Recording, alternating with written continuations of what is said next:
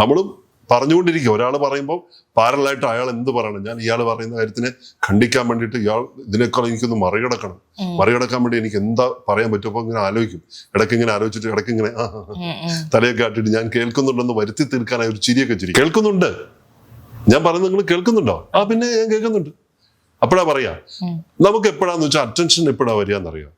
നമ്മളെ സംബന്ധിച്ച എന്തെങ്കിലും ഇൻട്രസ്റ്റിംഗ് ആയിട്ടുള്ള ഒരു കാര്യം ആരെങ്കിലും പറയുമ്പോൾ നമ്മൾ പെട്ടെന്ന് ശ്രദ്ധിക്കും. നമ്മുടെ നാട്ടിലെ ആളുകൾ വിചാരിക്കുന്നത് നന്നായിട്ട് സംസാരിക്കാൻ അറിയുന്ന ആളാണ് ഏറ്റവും നല്ല മികച്ച കമ്മ്യൂണിക്കേറ്റർ എന്നാണ്. പൊതുവായിട്ട് നമ്മൾ അങ്ങനെയല്ലേ നമ്മൾ പൊതുവിചാരം. നന്നായി വാക്കുകൾ കൊണ്ട് നല്ല ഭംഗിയായിട്ട് പറയുക, മറ്റുള്ളവരെ സംസാരിക്കാൻ പോലും ഗ്യാപ്പില്ലാതെ അടിച്ചിരുത്തുന്നവർ എന്നല്ല പറയും. കഴിഞ്ഞ എപ്പിസോഡില് മുൻവിധിയോടുകൂടി അല്ലാണ്ട് കേട്ടിരുന്നാൽ തന്നെ ഒരുപാട് പ്രശ്നങ്ങൾ കുറയുമെന്ന് പറയുന്നുണ്ട്. അപ്പൊ നന്നായിട്ട് കേൾക്കാൻ അറിയാവുന്ന ആൾക്കാരാണോ യഥാർത്ഥത്തിൽ നന്നായിട്ട് കമ്മ്യൂണിക്കേറ്റ് ചെയ്യാൻ കഴിയുന്ന ആൾക്കാർ, അതോ നന്നായിട്ട് സംസാരിക്കാൻ അറിയുന്ന ആൾക്കാർ? നല്ല ചോദ്യമാണ്. നമ്മുടെ നാട്ടിലെ ആളുകൾ വിചാരിക്കുന്നത് നന്നായിട്ട് സംസാരിക്കാൻ അറിയുന്ന ആളാണ് ഏറ്റവും നല്ല മികച്ച കമ്മ്യൂണിക്കേറ്റർ എന്നാണ്. പൊതുവായിട്ട് നമ്മൾ അങ്ങനെയല്ലേ നമ്മൾ പൊതുവിചാരം.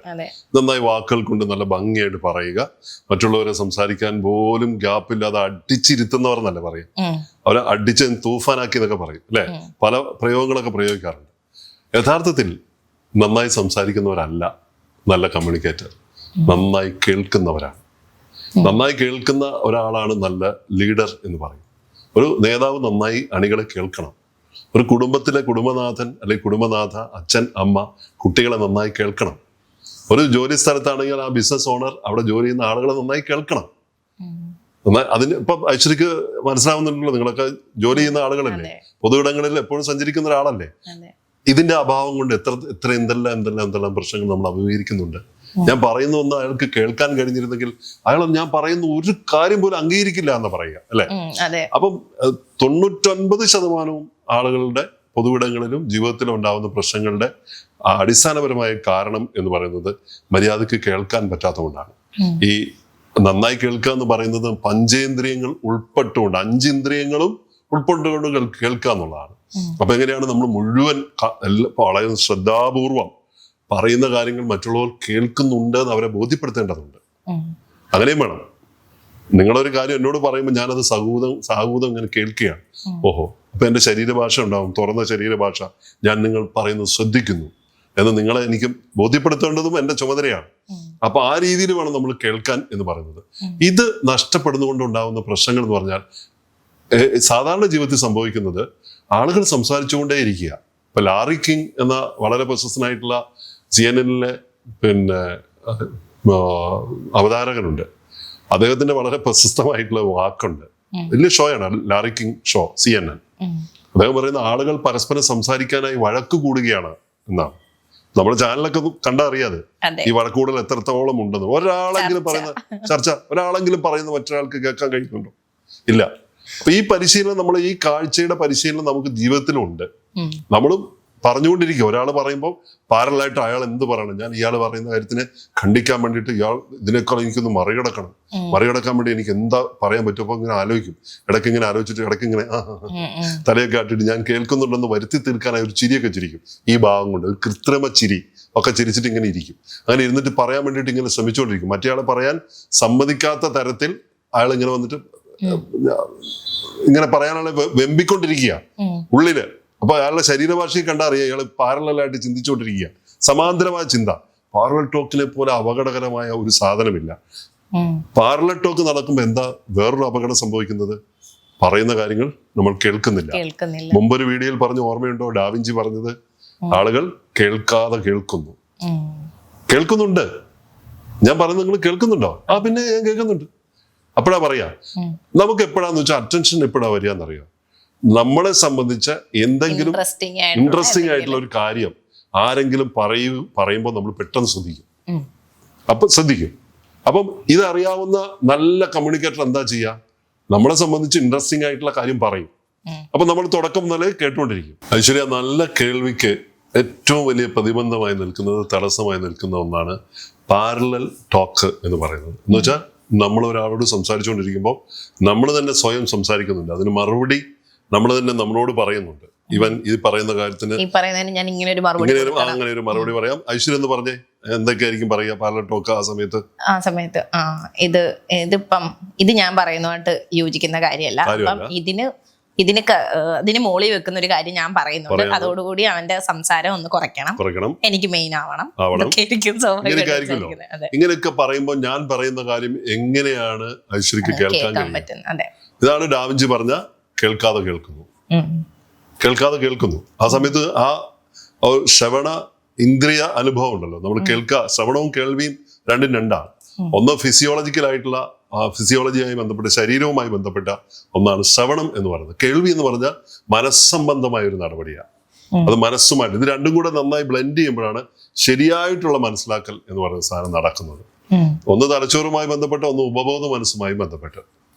അപ്പോ ഒരു ഇന്ദ്രിയ ബോധം ഒരു ശബ്ദം ഒരു സ്ഥലത്ത് നിന്ന് കേൾക്കുന്നു.